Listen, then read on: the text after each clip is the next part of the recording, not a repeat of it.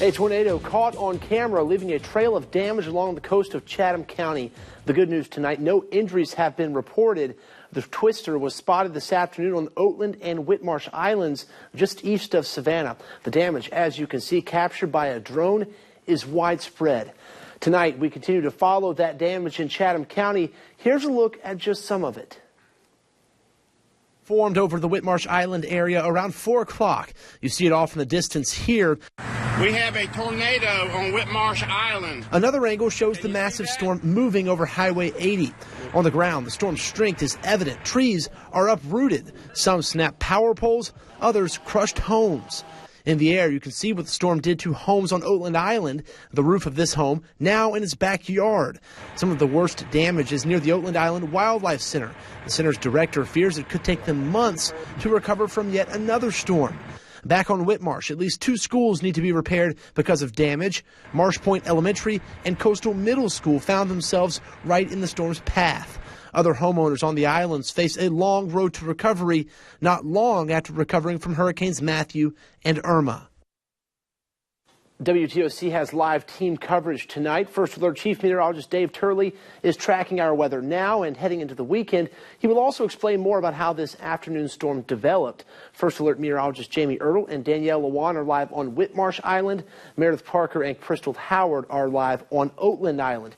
We begin tonight's coverage with Meredith on Oatland Island. The Wildlife Center is once again cleaning up from significant storm damage. Recent hurricanes have forced them to miss out on a lot of visitors.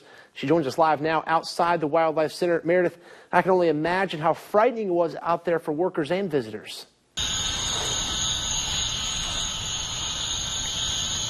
Right. I mean, can you imagine getting stuck in the woods, not knowing where to go during a likely tornado? Well, I spoke to 6 friends out of 25 people that were trapped inside the Oatland Island Wildlife Center during this storm, and they told me how frightening it was, and also it was almost like a movie to them, like the Jurassic Park movies. And after hearing their story, I believe them. Take a listen. Being trapped in there, really, it was just extreme fear just launching in. 6 friends from London, Kentucky came to Tybee for a beach trip. Today was their last day, and Oatland Island Wildlife Center was their last stop before heading home. Until this. It just started like drizzling and raining, and then all of a sudden Spanish moss started hitting me in the face. At first, they braced the light rain to try to finish the wolf exhibit, but quickly found themselves in a dangerous situation. Out of nowhere, it started just raining sideways, and we just took off flying. I mean, we thought that it was just a hard rain and we would be fine, we'd just get wet, but tree limbs started hitting us in the face, branches, twigs, everything was just spinning around us. They were running for safety, but as tourists, they didn't exactly know where that was. All freaking out, and I think that was the main high point that we were like, okay, we've got to do something, we've got to find somewhere to go. We've got to get out of here. We got to do something. But to get to that, we were climbing trees, ducking trees. We went through the marsh. Knee deep water at points. It was a lot was going on in that time, and you don't really get to really process what's going on until you're through it.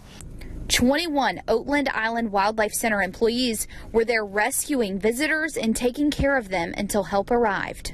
But thankfully, we're very, very close-knit of friends. We're more like family than anything.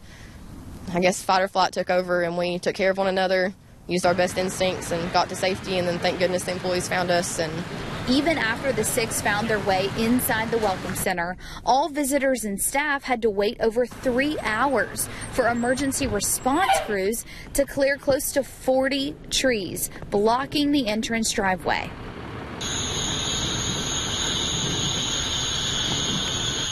Employees also very distraught over this damage, one of them crying right here at the front entrance during this entire response. They say it could take up to 5 months to get everything fixed and back up and running.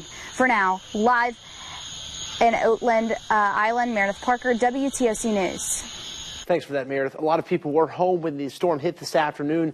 Meteorologist Jamie Ertl has been out in the WTOC First Alert Storm Chaser all evening and all night checking out the damage and talking to residents. Jamie joins us live now from a neighborhood just off U.S. Highway 80 on Whitmarsh Island. Jamie, people obviously shaken up tonight.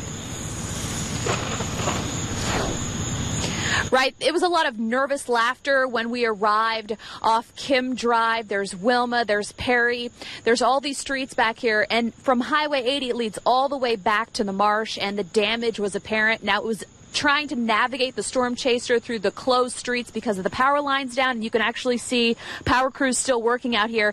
So they've roped off some of the streets with this crime scene tape, but some of the tape is now gone, and they are steadily trying to clear the roadways of power lines. Now take a look at some video of a house that we actually went inside of. This family, the Harringtons, they've been on Whitmarsh for years, almost 30 years now, and the tree that was not taken out by Matthew, that they decided to leave because they had so many beautiful oak trees up,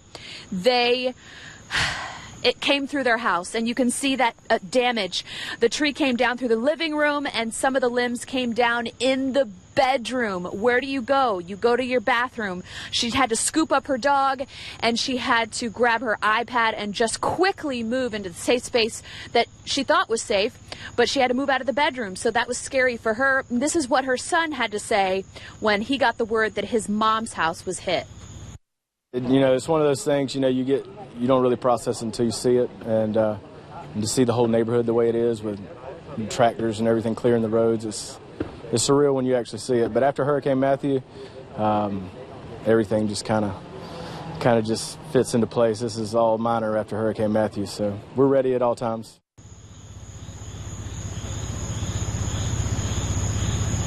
And the Harringtons were out clearing their home and helping clear other people's homes of tree debris and putting tarps on before the next rain comes, and it's inevitable during this summer season.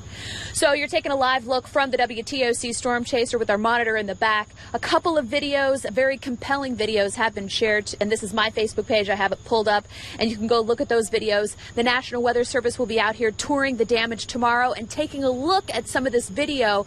Maybe it started as a water spout, strengthened into an EF0, EF1. That's what they have to decide. They have to decide the strength of the storms that came through the islands tonight. Live on Whitmarsh, Jamie Ertl, WTOC Weather. As you saw there with Jamie, Georgia power crews are still responding to scattered power outages throughout Chatham County tonight. This is a live look right now at Georgia Power's outage map. Most of the remaining outages are in the Whitmarsh Island and Oatland Island areas. About 400 customers are without power right now. It was in the thousands this afternoon. Georgia Power reminds customers to keep safety first during and after severe weather. Today's storms affected schools on the islands. Students are scheduled to start the new school year next week. Let's head out live now to Danielle Lewan, who's at Marsh Point Elementary School on Whitmarsh Island. Danielle? Right, it's pretty tough to see out here because it is very dark. You can see some police lights in the back where they're still monitoring these schools. But the entire front of the roof here at Marsh Point Elementary has been stripped off. WTOC actually spoke to teachers who were inside during the tornado. They weren't ready to speak to us on camera tonight, but say they are lucky to be alive. As teachers prepared to welcome kids back in their classroom, little did they know that's where they would be taking cover from a tornado today. Obviously, the most damage I've seen is here to the roof at Marsh Point Elementary School. The roof of this elementary school stripped by strong winds, trees upheaved and smashing teachers' car windows. We've got trees down here on the road right in front of Coastal, so you really can't get back there. I wouldn't advise anyone to try to drive down here to try and take pictures or anything like that, because at this point it's just not safe with those trees down in the road. Crews spent the evening assessing the damage as kids are supposed to be inside these buildings in less than 1 week. We want to get the students back in school right on time as scheduled, so I'm sure that they will work on repairs as quickly as possible. No timeline for that process yet, but the school system says parents can expect an update over the weekend. The school system has already canceled the open house here at Marsh Point Elementary on Monday night. Now, I circled the perimeter around these schools. If you were to walk across the street into that shopping center, you would never know a tornado came through. That's how spotty and quick these storms are. For now, reporting live from Marsh Point Elementary School, I'm Danielle Lewan, WTOC News.